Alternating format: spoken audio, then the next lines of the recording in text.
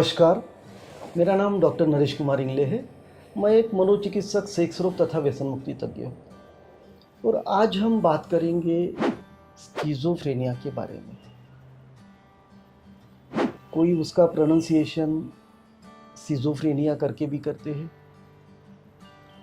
ये जो सिज़ोफ्रेनिया है, यह एक गंभीर मानसिक बीमारी है। आमतौर पर ये जो बीमारी है उम्र के 25 साल के पहले यह शुरू होती है और जीवन काल में यह लंबे समय तक चलती है। समाज के सभी वर्गों में स्किज़ोफ्रेनिया जो है यह पाया जाता है और सबसे महत्वपूर्ण जो बात है, जो सोशल स्टिग्मा आज इस बीमारी से जुड़ा हुआ है, उसके कारण जो मरीज है और साथ ही में उसके जो रिश्तेदार है, दोनों को ही इस बीमारी का इलाज करने में दिक्कतें आती हैं। यूजीन ब्यूलर, इन्होंने स्किज़ोफ्रेनिया ये शब्द गढ़ा है। हमारे जो विचार है, जो भावनाएं हैं और जो व्यवहार है और उसके बीच में जो मतभेद तैयार होते हैं, उसको व्यक्त करने के लिए उन्होंने स्किज़ोफ्रेनिया शब्द को चुना। उसके पहले डिमेंशिया प्रीकॉक्स यह शब्द का उपयोग किया जाता था और आज भी आमतौर पर जो लोग हैं, स्प्लिट पर्सनैलिटी, विभक्त व्यक्तिमत्व, इस तरह से स्किज़ोफ्रेनिया को देखते हैं। लेकिन स्प्लिट पर्सनैलिटी यह अलग है और स्किज़ोफ्रेनिया अलग है। अगर हम स्किज़ोफ्रेनिया की एपिडेमियोलॉजी अगर देखते हैं, उसके विज्ञान के बारे में देखते हैं, तो हमारे जीवन काल में 1% लोगों को, मतलब 100 में से 1 आदमी को उसके जीवन काल में स्किज़ोफ्रेनिया हो सकता है। स्किज़ोफ्रेनिया का जो होने के जो चांसेस है, उसमें यह सभी समाजों में स्किज़ोफ्रेनिया पाया जाता है। सभी भौगोलिक जो क्षेत्र है उसमें यह स्किज़ोफ्रेनिया देखा जाता है और उसकी जो व्यापकता है दुनिया भर में, तो यह एक जैसी है, उसमें समानता है।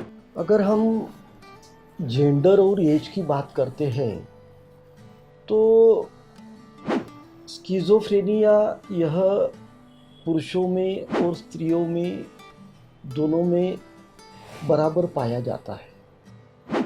लेकिन पुरुषों में महिलाओं की तुलना में उसकी जो शुरुआत है वह पहले होती है।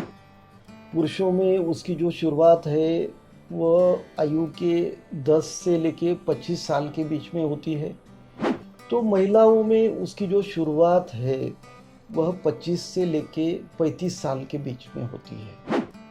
और जो स्किज़ोफ्रेनिया के मरीज उपचार ले रहे हैं, उनकी अगर हम संख्या देखते हैं तो 90% से ज़्यादा जो मरीज है वह अपने आयु के 15 से लेके 55 के बीच में है। और आमतौर पर स्किज़ोफ्रेनिया की जो शुरुआत है अपने आयु के 10 साल के पहले या अपने आयु के 60 साल के बाद यह थोड़ी मतलब कमी दिखाई देती है, यह दुर्लभ है।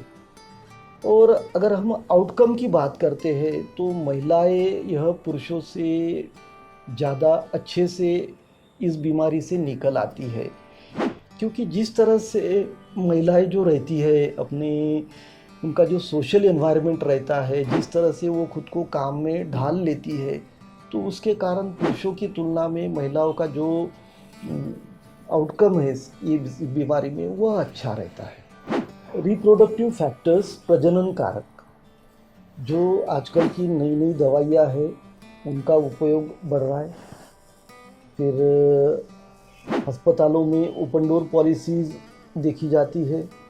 जो स्टेट हॉस्पिटल्स है वहाँ पे डी इंस्टीट्यूशनलाइजेशंस, तो उसके कारण क्या है कि मरीजों को जो भर्ती करना है वह कम हुआ है और जो पुनर्वास है जो रिहैबिलिटेशंस है उसके ऊपर ज़्यादा भर दिया जा रहा है, जिसके कारण क्या हो रहा है कि जो स्किज़ोफ्रेनिया के मरीज है उनकी जो मैरिजेस है, जो शादी है, उसमें वृद्धि हमें देखने को मिल रही है। और साथ ही में उसके साथ हमें जो प्रजनन दर जो है उसमें भी हमें वृद्धि देखने को मिल रही है। अगर हम आम आबादी की बात करते हैं और स्किज़ोफ्रेनिया के पेशेंट उनकी बात करते हैं, तो दोनों में भी जो फर्टिलिटी रेट है यह एक जैसा है। और उसी के कारण जो स्किज़ोफ्रेनिया के पेशेंट हैं उनको होने वाले जो बच्चे हैं उनकी जो संख्या है वह बढ़ती जा रही है। अगर स्किज़ोफ्रेनिक पेशेंट में हम मेडिकल इलनेसेस की बात करते हैं, तो यह पता चलता है कि जो स्किज़ोफ्रेनिक पेशेंट है उनकी मृत्यु एक्सीडेंट्स और प्राकृतिक कारणों से बाकी सामान्य आबादी से अधिक होती है। और ऐसा देखा गया है कि उनके बीमारी के कारण अगर कोई उनमें मेडिकल कॉज है या कुछ सर्जिकल कॉज है, तो उनका निदान करना और उपचार करना यह भी डॉक्टर के लिए एक चुनौती रहती है। और अध्ययन से ये भी पता चला है कि स्किज़ोफ्रेनिया मरीजों में कम से कम 80% मरीजों में कोई ना कोई मेडिकल या सर्जिकल कॉज रहता है, और उसमें से कम 50% मरीज में कोई भी डायग्नोसिस नहीं होता है और उसका ट्रीटमेंट उनको नहीं मिल पाता है। संक्रमण और जन्म का मौसम, जो इन्फेक्शन है और जो बर्थ का जो सीज़न है उसका स्किज़ोफ्रेनिया के मरीज से कुछ लेना देना है क्या?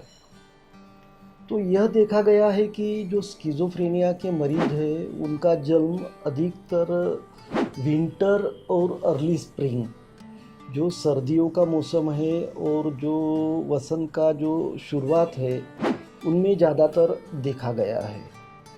और उसका एक कारण यह भी रह सकता है कि ये इस पीरियड में जो हमारा डाइट है और उसमें जो कुछ बदलाव होते हैं, तो सीजनल चेंजेस जो होते हैं उसके कारण भी ऐसा हो सकता है।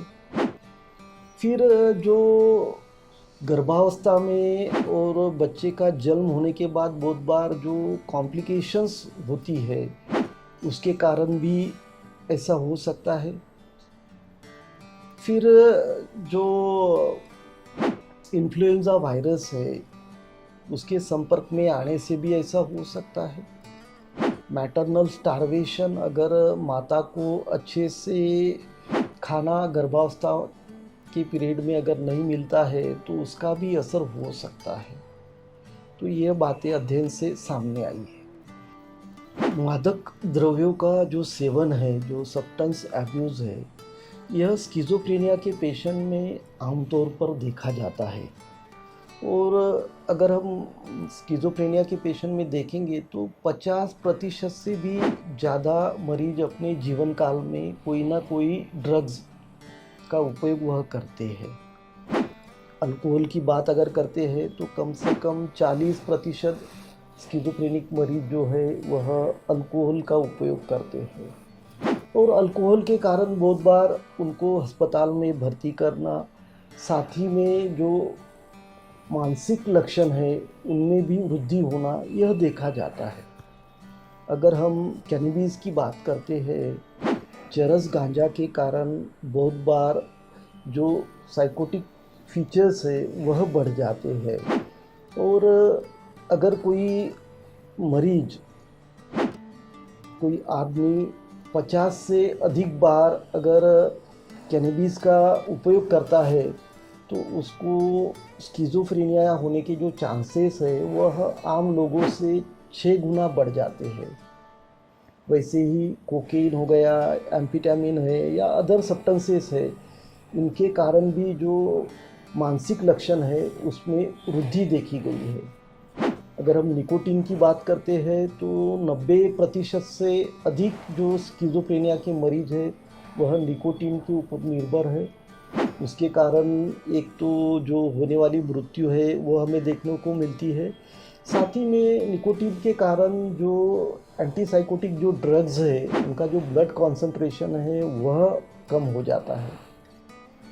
जब हम पॉपुलेशन डेंसिटी के बारे में, जनसंख्या के बारे में बात करते हैं, तो ऐसा देखा गया है कि 10 लाख से ज़्यादा आबादी वाले जो शहर है, वहाँ पे स्किज़ोफ्रेनिया का जो दर है, यह ज़्यादा है। शहरों में यह दर है, ये ज़्यादा है, और ग्रामीण इलाकों में स्किज़ोफ्रेनिया का जो दर है, वह कम है। और उसका एक कारण यह भी हो सकता है कि जो शहरी एरिया रहता है, वहाँ पे जो स्ट्रेस फैक्टर है, यह ग्रामीण इलाकों से कहीं ज़्यादा है, और उसके वजह से भी हमें जो स्किज़ोफ्रेनिया के मरीज है, उसमें शायद वृद्धि उसी कारण से हमें देखने को मिलती होगी। सोशो इकोनॉमिक फैक्टर्स, अर्थशास्त्र। स्किज़ोफ्रेनिया की जो बीमारी है, यह जीवन में बहुत ही पहले शुरू होती है, लंबे समय तक चलती है, और बहुत बार जो मरीज है उसको भर्ती करना पड़ता है, बार बार भर्ती करना पड़ता है, उसको देखभाल की ज़रूरत गिरती है। फिर जो मरीज है उसका पुनर्वास, रिहैबिलिटेशंस। तो यह सब देख के जो स्किज़ोफ्रेनिया की मरीज को लगने वाली जो लागत है, ऐसा अनुमान लगाया गया है कि वह लागत कैंसर के जो मरीज है उससे भी ज़्यादा हो सकती है। फिर हम अगर हॉस्पिटलाइजेशन के बारे में बात करते हैं, तो जो आजकल की नई नई दवाइयाँ आई हुई है, और जो ओपन डोर पॉलिसीज़ है, जो नया मेंटल हेल्थ एक्ट है, उसके अनुसार पेशेंट को भर्ती करना यह बहुत ही कम हुआ है। लेकिन जब भी पेशेंट को भर्ती करना पड़ता है, अगर पेशेंट को भर्ती किया और भर्ती करने के बाद 2 साल के बीच में उसको फिर से भर्ती करने के जो चांसेस है, वह 40 से 60% तक है। अगर हम स्किज़ोफ्रेनिया के पेशेंट की बेड ऑक्यूपेंसी देखते हैं, तो ऐसा देखा गया है कि जो मानसिक अस्पताल है, उनमें 50% जो बेड है, वह स्किज़ोफ्रेनिया के पेशेंट वह ऑक्यूपाई करते हैं। मुझे लगता है कि जो स्किज़ोफ्रेनिया के बारे में जानकारी है, यह आपको देने में हम सफल हुए होंगे, और हमारा जो प्रयास है यही रहेगा कि कुछ तो भी नया आपके सामने लेके आए। बस आपको इतना करना है कि हमारा जो चैनल है, उसको आपको लाइक करना है, शेयर करना है, फिर सब्सक्राइब भी करना है। धन्यवाद।